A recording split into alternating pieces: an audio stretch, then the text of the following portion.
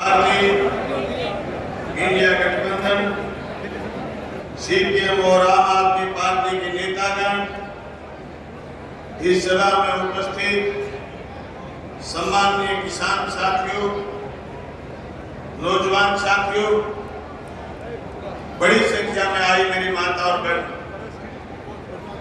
दोस्तों, लोकसभा का चुनाव पूरे हिंदुस्तान के लिए एक ऐसा मौका है जिसमें जैसे आम चुनाव होते हैं कि कोई चुनाव आया और चला गया, सत्ता आई और चली गई, इसकी वजह ये चुनाव डू एंड डाई का चुनाव है, करोड़ मरों का चुनाव है। पूरे हिंदुस्तान के सामने दैनिक दुनिया जैसे बात कह रहे थे, दो खेमे हैं। एक खेमा ये मोदी बनेगा, एक खेमा ये मोदी हटेगा, लोकतंत्र बचेगा। लोकतंत्र को बचाने का चुनाव।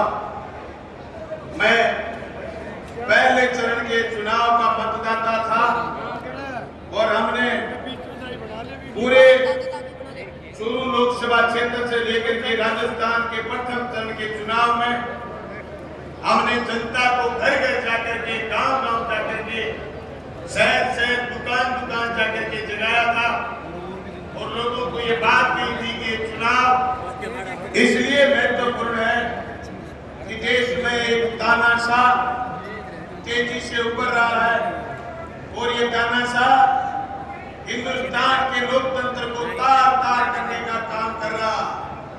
और यही नहीं, मोदी और मोदी के लोग बड़े घमंड के साथ पूरे देश में कह रहे हैं कि अब की बार 400 पार, अब की बार 400 पार। मुझे तो ये लगता है कि ये सिर्फ 400 पार सीटों का जिक्र नहीं कर रहे। अगर दुर्भाग्य से इनकी 400 पार हो भी गई तो ये आटे का भाव बता रहे हैं। आटे का भाव 400 रुपए किलो करके छोड़ेंगे, डीजल का भाव 400 रुपए लीटर करके छोड़ेंगे।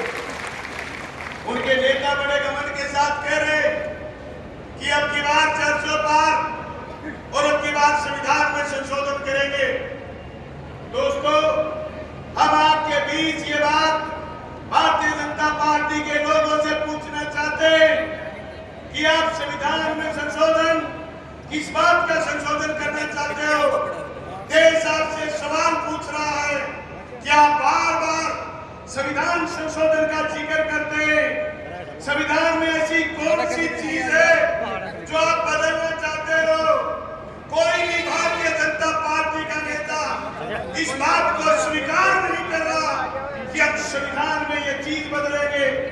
तो फिर हमारा मन करता है, वो देश की परिस्थिति बता रही है, मोदी अगर राज में आए, मोदी अगर फिर 400 के साथ आए, मोदी अगर सियासत में बैठे, तो वो हमारा संविधान में जो संविधान हमारे ब्रिटानिया हुकूमत से लड़ते लड़ते जिन लोगों ने शहादत हासिल करी, जिन लोगों ने गरम दल और नरम दल के लोगों ने लड़ करके आजादी पाई, आजादी के बाद बाबा साहब भीमराव अम्बेडकर के द्वारा लिखे गए इस संविधान में जो हमें अधिकार दिया है, फ्रीडम ऑफ स्पीच, बोलने की आजादी, मोदी हमसे बोलने की आजादी छीन लेना चाहते हैं। अगर आप मोदी को रोकना चाहते हैं, सौगंध खाकर बताइए कि मोदी देश की सत्ता बने। मुझे शक है कि मोदी गरीब को दिया हुआ बराबरी का अधिकार छीन लेना चाहते, वोट का अधिकार हमसे छीन लेना चाहते।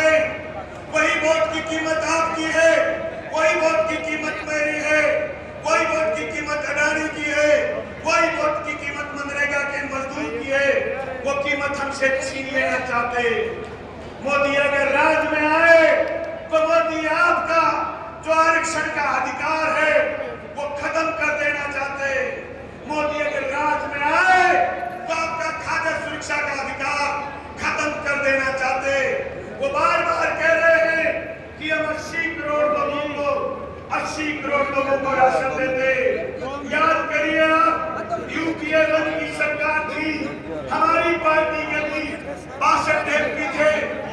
से समर्थन कर रहे थे। मनमोहन सिंह की सरकार में लोगों को एक अधिकार दिया, उस अधिकार में खाद्य सुरक्षा का अधिकार भी था। मोदी और मोदी के लोग कह रहे हैं कि ये अधिकार भी हम छीन लेंगे। मोदी बड़े एहसानमंद होकर के बता रहे हैं कि मैं 80 करोड़ लोगों को राशन देता हूँ। मैं कहता हूँ मोदी झूठ बोल रहे हैं। मोदी के राशन का झोला मैं साथ लेकर के आया हूँ। कोई दम नहीं है मोदी के झोले में। ये मोदी का झोला है, इस पर मोदी छपा हुआ है। ये झोला पूरे राजस्थान के लोगों को मोदी ने खाली दिया। इस झोले में गहलोत साहब हल्दी, धनिया, लून, मिर्च डाल करके देते थे, पर मोदी ने ये झोला 3 करोड़ लोगों को खाली पकड़ा दिया। और मोदी कह रहे हैं कि मैं गरीब पर 62,000 करोड़ रुपए खर्च कर रहा हूं और 80 करोड़ लोगों को राशन दे रहा हूं। दोस्तों, ये भेद आपके और हमारे दिमाग में आना चाहिए। मोदी बार बार ये भी धमकी देते हैं, ये भी कहते हैं कि मेरा ज्यादा से ज्यादा क्या कर लेंगे, मैं तो झोला उठा के चल पड़ूंगा। वो झोला राजस्थान में मिल गया